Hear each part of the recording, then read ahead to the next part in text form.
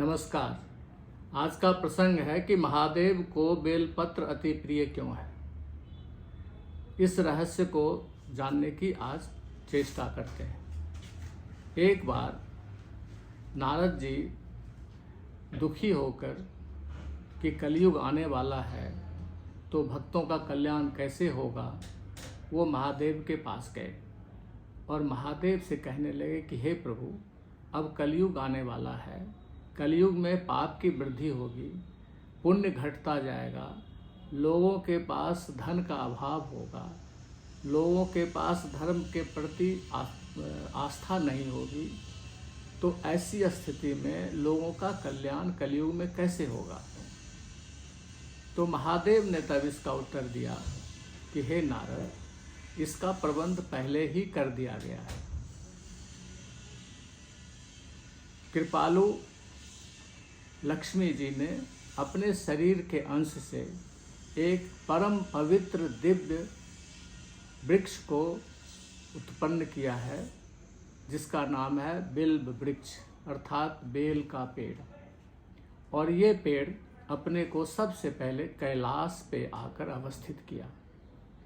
अति पवित्र वृक्ष अति पवित्र स्थल पे आकर अवस्थित होने के कारण और कल्याण भाव से इसका जन्म हुआ, इस कारण ये वृक्ष मुझे अति प्रिय हो गया। जो कोई भी बेल के पत्र को मुझ पे अर्पित करेगा प्रेम से, श्रद्धा से, तो उसके सारे कष्ट को मैं दूर करूँगा और उसकी मनोकामना की पूर्ति करूँगा। महादेव ने जब ये बात नारद जी को बताई तो नारद जी अति प्रसन्न हुए। तो नारद जी ने कहा कि हे प्रभु, आपने तो जिनके पास धन का अभाव है उनके लिए एक सहज मार्ग बता दिया कि वो कुछ नहीं तो बेलपत्र ही आप पे चढ़ा दें और उसी से उनका जो कष्ट है मिट जाएगा, उनकी मनोकामना पूर्ण हो जाएगी। धन के अभाव में भी वो अपनी धार्मिक यात्रा आगे बढ़ा सकते हैं। पर हे प्रभु, जो अंधे हैं, जो बेलपत्र को देख ही नहीं पाएंगे, तो उनका कैसे कल्याण होगा। तो महादेव ने कहा कि अगर वो बेलपत्र का स्पर्श करके ही मुझे मन ही मन अर्पित कर दे तो भी उनका कल्याण हो जाएगा। फिर नारद जी ने पूछा कि हे प्रभु, अगर कोई लंगड़ा हो, चलने में समर्थ ना हो, तो उसका कल्याण कैसे होगा। वो तो ना बेल पेड़ के पास जा पाएगा, ना उसका स्पर्श कर पाएगा। तब महादेव ने कहा कि अगर वो बेल पेड़ का दर्शन मात्र कर ले, उसके पत्ते का ही दर्शन कर ले और उससे मन ही मन मुझे अर्पित कर दे, तो भी उसका कल्याण हो जाएगा।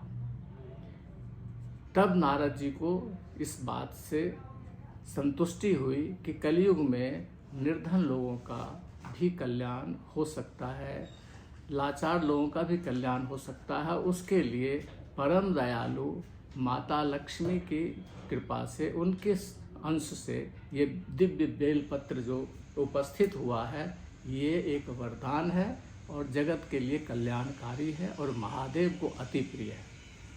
इस घटना का हम वर्णन इस 2 श्लोकों में देख सकते हैं।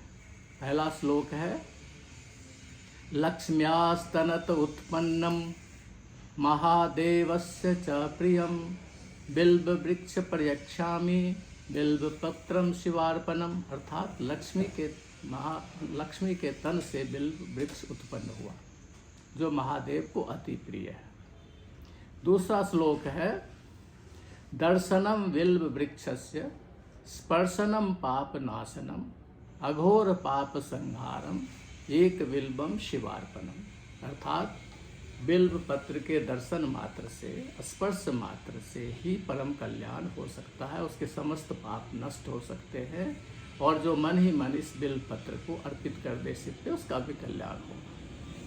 तो इस बिल्व पत्र जो है वो महादेव को इसलिए अति प्रिय है और ये एक वरदानी वृक्ष है, कलयुग के लिए बहुत ही कल्याणकारी है। बेलपत्र अक्सर 3 पत्ते वाले ही चढ़ाए जाते हैं और 3 पत्ते वाले ही उपलब्ध होते हैं, लेकिन कभी कभी आपको ये 4 पत्ते वाले, 5 पत्ते वाले भी मिल सकते हैं।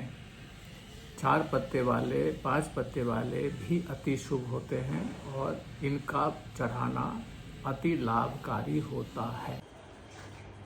5 पत्ते वाला बेल पत्र,